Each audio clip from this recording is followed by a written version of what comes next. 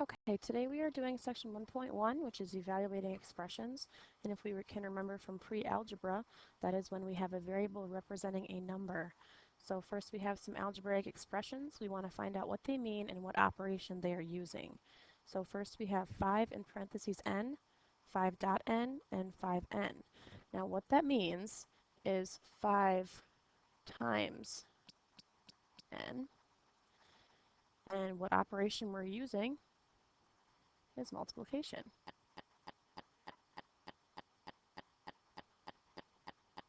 Next one is 14 over y, or this is going to be obvious, 14 divided by y.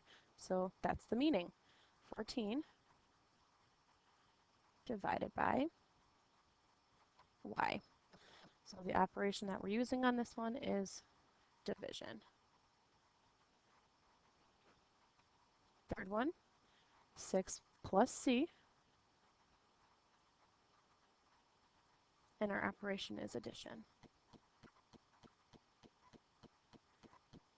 And the last one, again pretty obvious, 8 minus x. So our operation for that one is subtraction.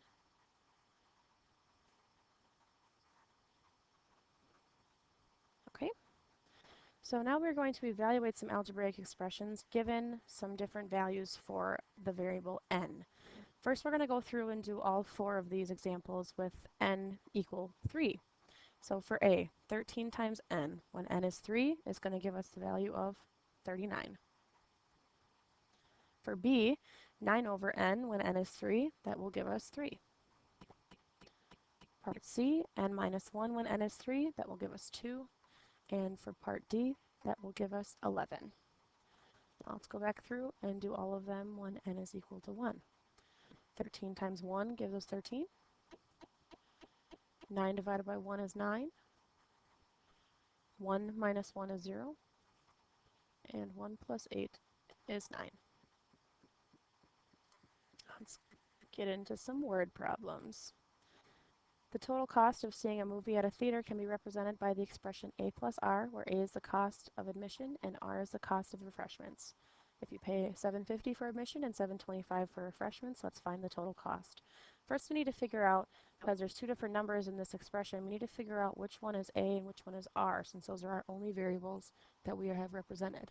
So if a is admission and you pay $7.50 for admission, we can go ahead and say that's our a. So that would mean that $7.25, since that's how much you paid for refreshments, that's your r. If we want to find the total cost, we are going to use our expression up here, a plus r, which will give us $7.50 plus $7.25,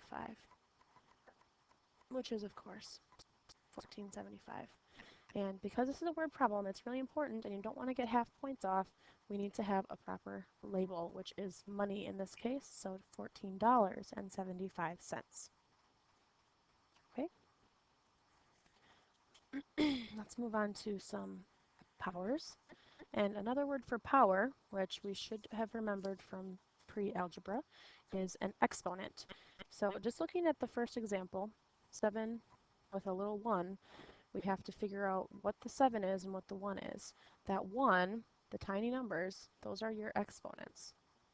That's the power you have your expressions being raised to. And the 7 is your base. So every time you have a base and an exponent, and your base is being raised to whatever that exponent is. So if you read a in terms of words, it's going to be 7 to the first power. What that means is that's how many 7s we're going to have in our product. We're going to have whatever that exponent is, that's how many 7s we're going to have. So since we only have a 1 for an exponent, that's how many 7s we have. So the product is just 7 in this case. It's kind of an easy one.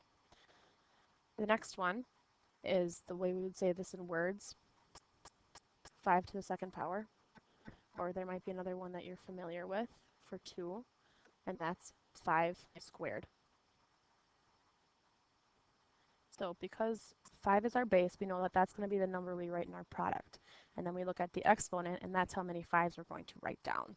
So our product is going to be 5 times 5. which is 25.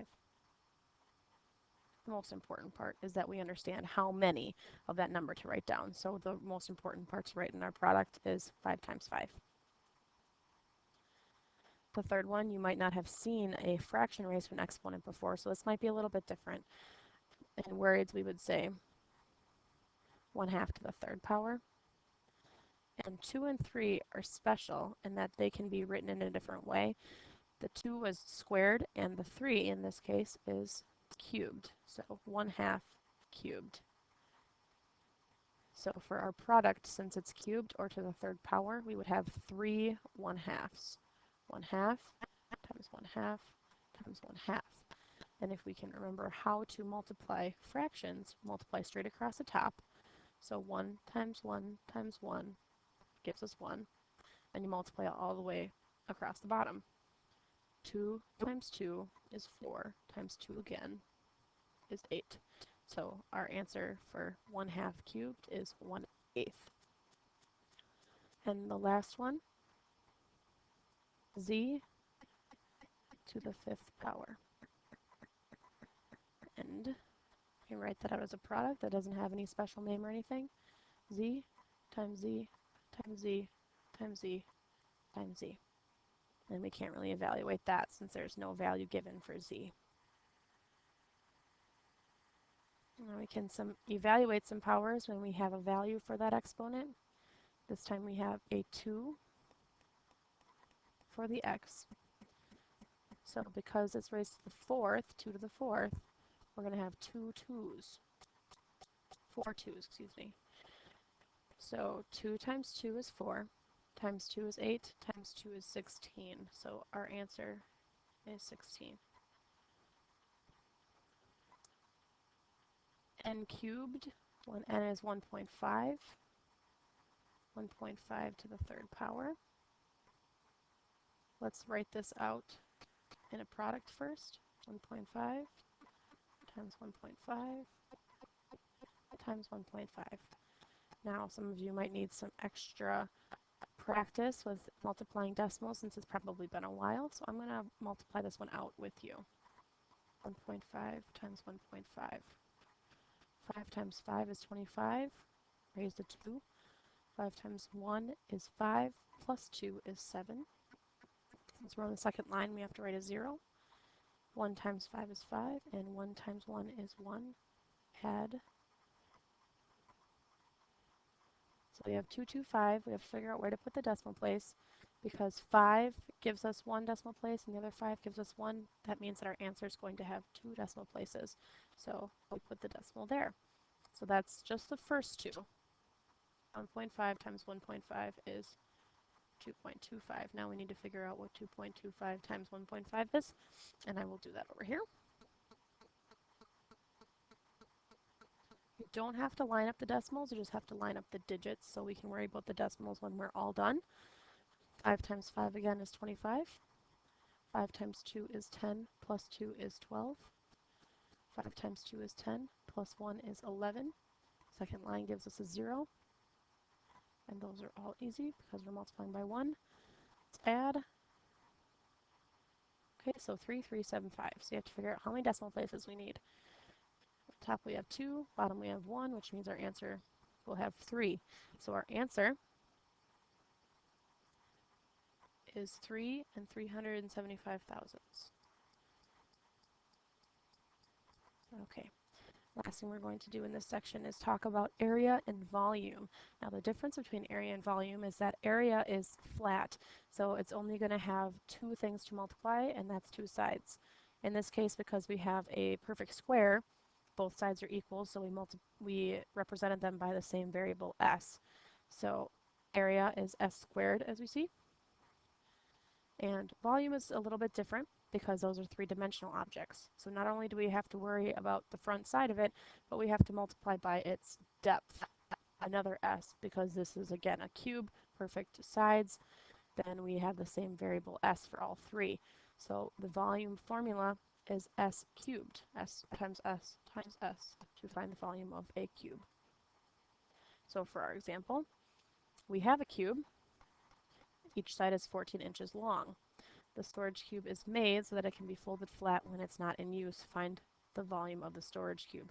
So if we go back up here and look at the green formula that I circled, V equals S cubed, that was for a perfect cube, and luckily our example is for a perfect cube, so we know that volume is going to be 14 cubed.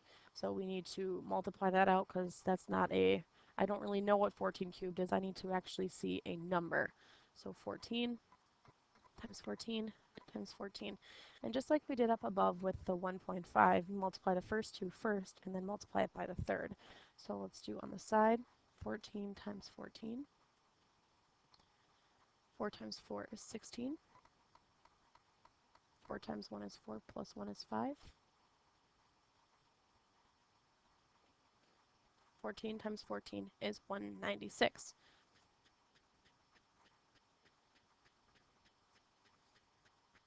Okay, so now let's do that. 196 times 14.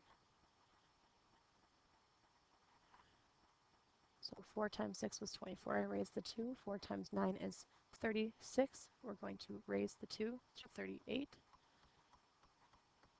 And that's 7. And the last one's easy because it's a 1.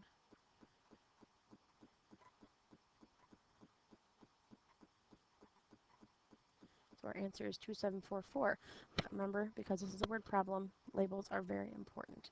So 2,744 inches cubed. We need to make sure that we have cube on our label, and if we had area, we would have squared it. That was section 1.